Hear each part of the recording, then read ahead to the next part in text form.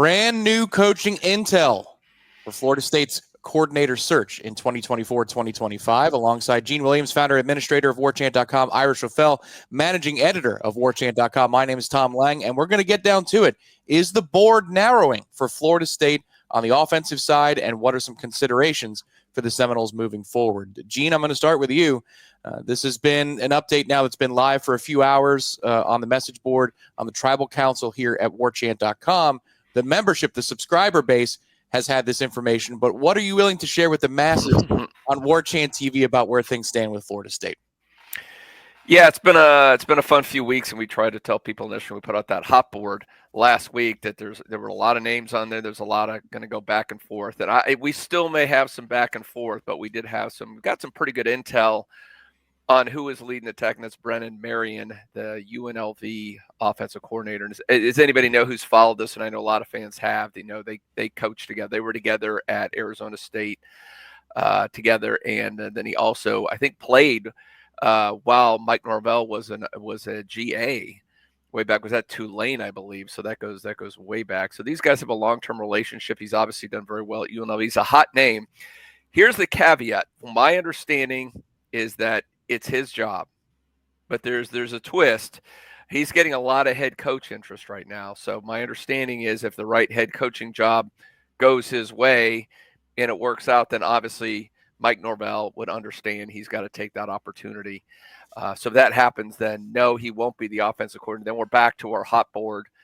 And we can get into some of that, maybe some of the names that we put out, maybe a couple are fading that were pretty high up before, and maybe a new one's coming in there. But let's wait to get to that, because I know we want to get Ira's reaction to this. Yeah, Ira, I mean, this is a natural fit for Mike Norvell. Obviously, this is one thing that you do when it's hot board season, is like, well, where have these coaches crossed paths with somebody else, a colleague, or where have they been a boss of somebody else at a different point in all of their careers?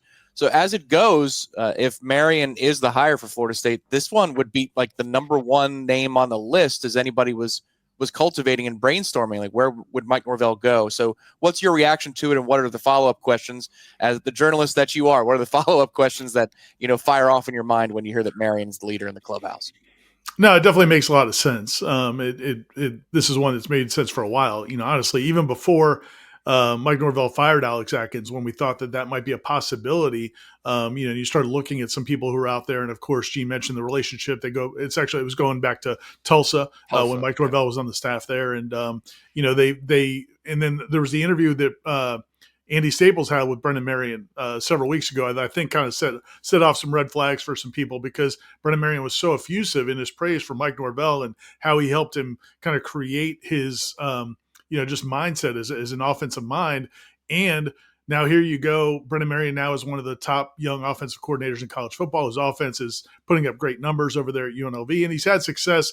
He's had a consistent upward climb in his coaching. So it makes a lot of sense in a lot of ways. I also think it really makes sense from a standpoint of the question of whether or not Mike Norvell is going to allow someone else to really take over the offense and be a play caller. I've never felt like that was going to be a problem for Mike Norvell. He did it when he came here. Kenny Dillingham called the plays for the first couple of seasons. So it's not like he's afraid or unwilling to do that. But I felt like it had to be somebody that he was very comfortable with, and not somebody he's bringing somebody out from the outside who runs a completely different offense, and Mike Norvell's just going to hand it completely over. I didn't see that happening, but it wouldn't surprise me at all if Brennan Marion, and I think if he's taking the job, right, Gene, that he's got to know that he's going to be the one calling the plays. Yeah, I'm glad you said that. I should have added that in. Yeah, that is my understanding too. And his understanding is that he would take over the offense, and that means organizing the offense and calling the plays. So yes, we wondered about that going into this. Is a big question. Would Mike Norvell give up play calling duties? And that from all, and I think most of the candidates we have on the hot board, and from what I've heard, almost all of them, I think, would be in that situation. So I think there's a pretty good chance Mike will not be, regardless of who gets hired, Mike will not be calling plays next fall. It's a fascinating development, guys, and I'll give my 2 cents on that because I have some intel on a stop along the way for Brennan Marion. Obviously, you know how it goes. Coaches are young in the business; they move and move and move. I got some intel from a power program He's moved more than once. Yes. I mean, he's more than usual. I mean, he's more than most. It's been like basically 1 or 2 years everywhere he's been. He's just kind of soared like a stock that you're trying to catch on the way up. I was going to say, Ira, you're a baseball fan. He's like a middle reliever in the 90s or 2000s. He just wears everybody's jersey before it's over. But before we get to that intel, reminder for everybody here, if you're not a subscriber to warchant.com, we have an excellent special available to you where you get 7 days of access. 7 days of access to warchant.com for just $1, but it doesn't stop there. That's why we call it the 150 special. Half off an annual subscription to warchant.com after those 7 days. You get the blow-by-blow of everything that happens on the tribal council, every morsel of information as it comes down the pike for coordinator hires, coaching hires. Look, if it's Brennan Marion, he's going to have to fill a staff and with consultation with Mike Norvell, but he's going to have to get some guys that he trusts on staff as well. The defensive side of the ball is its own animal that we'll talk about maybe briefly here before we sign off. But then the recruiting implications and the transfer portal, so much going on at warchant.com. Sign up today, $1 for a week. Give us a shot. And then after that, half off an annual subscription. So guys, one thing I heard about Brennan Marion from a stop at Texas, he was with Steve Sarkisian on that staff for 1 season in 2022. He was the wide receivers coach and the passing game coordinator. And the thing that I heard about what happened in Austin, Texas, his reputation in the building, Sarkisian really liked his play calling acumen, his offensive mind, because according to Sark, from the people I talked to, he didn't have a lot of tendencies and he made the most out of what he worked with. Well, in terms of the sport of college football right now, there are few offensive minds that are in higher regard than Sarkisian. So when it came to the organization, when it came to rallying the players week to week, and then also coordinating an offense, if you have that stamp of approval, in addition to the ties he has with Mike Norvell earlier in his career, Gene, that's a nice little mix right there. And I know you've heard some good things about Brennan Marion as well. Yeah, I've talked to a few people that know a lot more about football than me, including, let's just say somebody he's been through the business for a while and is known as an offensive coach, and he had a lot of respect and thinks, quote unquote, this would be a great hire for Mike Norvell. So I do think, I know some people want bigger names out there. I get it. The splash hire, but I think it's more important to get somebody in there who knows what they're doing, has a sharp mind. And like you said, Tom, if they can get the most out of what they got and add a little spark to that offense, I think that's a huge bonus. Who wants to step up to the plate? Is it Ira or Gene? Raise your hand to talk about what's next. Florida State's plan B and also the defensive coordinator. I know we have that information on the board.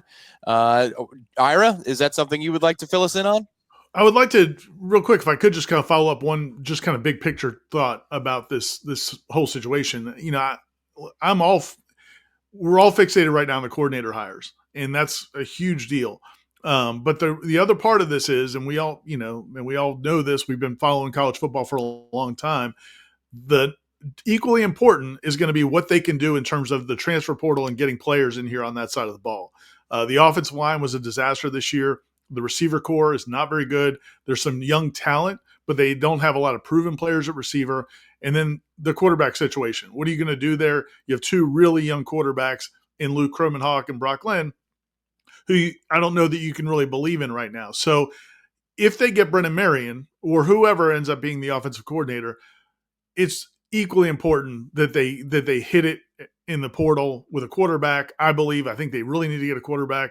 Obviously, they need to get help on the offensive line at wide receiver, and to me, that is going to be, just paramount for this offense to have success.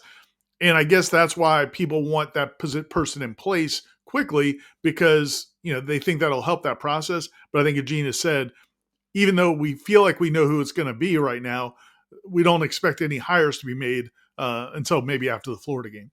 Well, and that's something that's really important because, in watching UNLV, I think everybody who cares about this coaching search at least found some time to watch UNLV and watch its offense because of, the ties that Marion and Norvell have. I mean, the players matter. It's not like, Ira, that it's a scheme where you go, oh, nobody's ever seen this before. They won't know what to do.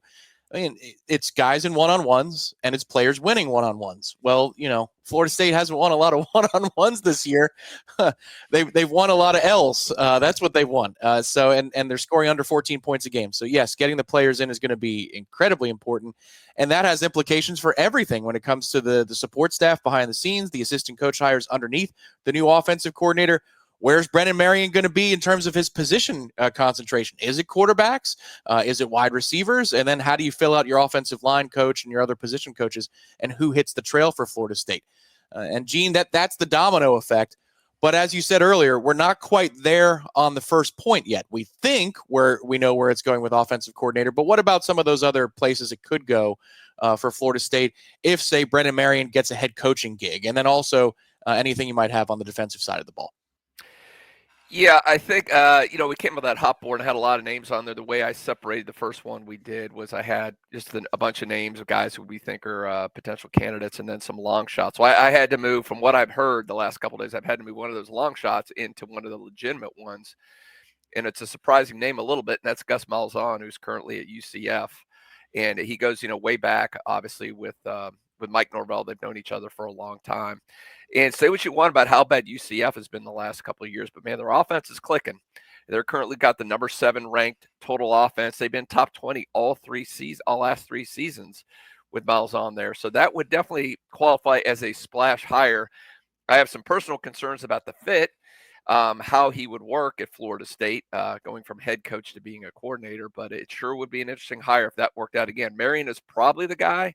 But again, there's a chance that, FAU or somebody could come in and hire him and just give him a great deal, and he'll want to go off and be a head coach. So that would mean Malzahn would be firmly in the mix for that job.